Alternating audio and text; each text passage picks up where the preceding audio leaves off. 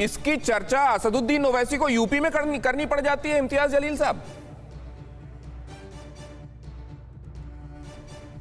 नहीं तो हम खामोश बैठ जाए फिर, या प्रेम शुक्ला साहब जैसा कह रहे हैं कि ये बच्ची 9 महीने से तो पहन के नहीं आ रही थी, अब अगर पहनना चाह रही थी तो प्रेम शुक्ला साहब या भारतीय जनता पार्टी या वजीर आजम से इजाज़त लेना चाहिए था कि हमने बुर्खा पहनना चाहिए करके। उसमें देखिए, हम पहले से ही ये बात कहते हुए आ रहे हैं, जिस वक्त इन्होंने मुसलमानों के थाली के ऊपर हाथ मारा था कि अब मुसलमान क्या खाएगा, उसके फ्रिज में क्या रहेगा क्या नहीं खाएगा, ये जब सरकार तय कर रही थी उस वक्त ही हमने देश को आगाह किया था कि ये सिर्फ शुरुआत है, ये कल हमको ये बताने वाले हैं कि तुम क्या पहनने वाले हैं। और आज आप नोट कर लीजिएगा कि अगर दोबारा इनकी सत्ता अगर आ जाती है तो ये कहने वाले हैं इम्तियाज जलील साहब के ऊपर निकलेंगे। इम्तियाज जलील साहब, आप लोग संविधान की बहुत बातें करते हैं, तुम बुर्खा नहीं पहनोगे। ठीक है, ये बातें तो मैंने सुन ली। इम्तियाज जलील साहब, एक सवाल देखना चाह रहे हैं, एक काउंटर सवाल ले लीजिए सर, करेंगे प्लीज सर। इसका विरोध कौन करेगा? इम्तियाज साहब, मेरा कहना सिर्फ इतना सा है कि आप गवर्नेंस के मुद्दों पर वोट पड़े ये चाहते हैं। असदुद्दीन ओवैसी लगातार ये कहते रहते हैं कि लोगों के मुद्दों पर वोट पड़ना चाहिए,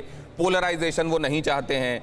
तो कर्नाटक अपने आप में वहां कानून और व्यवस्था है, वो फुल फ्लेजेड एक स्टेट है जो इस मैटर को अपने आप हैंडल करने में सक्षम है। आप लोगों को वहां जाकर उत्तर प्रदेश में इसकी चर्चा क्यों करनी पड़ती है सर? हर जगह की ठेकेदारी क्यों करनी है आपको? कानून और व्यवस्था है ना इस देश में, वो अपना काम करेंगे। मैं यही कह रहा हूं कि कर्नाटक गवर्नमेंट और वो स्कूल का मैनेजमेंट प्रिंसिपल टोटली फेल रहा है। ये मुद्दा सिर्फ महज एक कॉलेज एक स्कूल के हद तक था।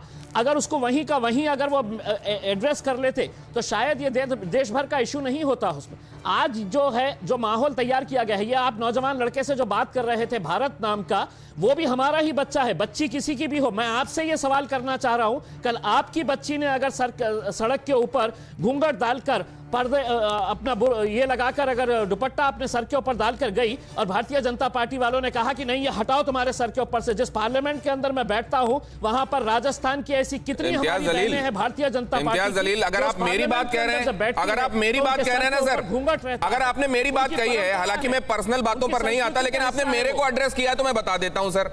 मैं तो स्कूल से पूछता हूं कि आपके यहाँ की यूनिफॉर्म क्या है, वो यूनिफॉर्म में लेके आता हूं, खरीदता हूं, सिलवाता हूं, जैसा होता है करवाता हूं सर, और वहां पर जाकर बच्चे को पढ़ने के लिए भेजता हूं सर।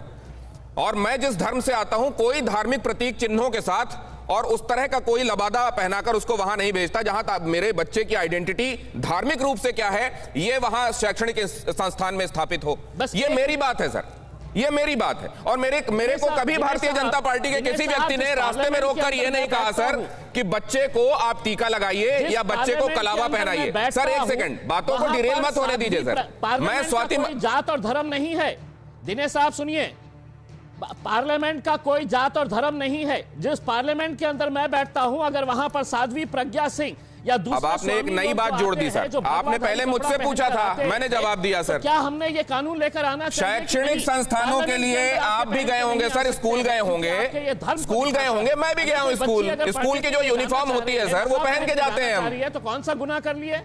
आप मेरी बात सुनी नहीं रहे हैं सर। उमेश पाठक के पास मैं जाना चाहूंगा। क्या मैं सबका इशारा देख रहा हूं, आपका भी देख रहा हूं सर, मैं आपके पास आता हूं, लेकिन पहले उमेश पाठक के पास जाना चाहूंगा। उमेश, ये अड़ी सोमवार से शुक्रवार शाम 6 बजे सिर्फ TV9 भारतवर्ष पर।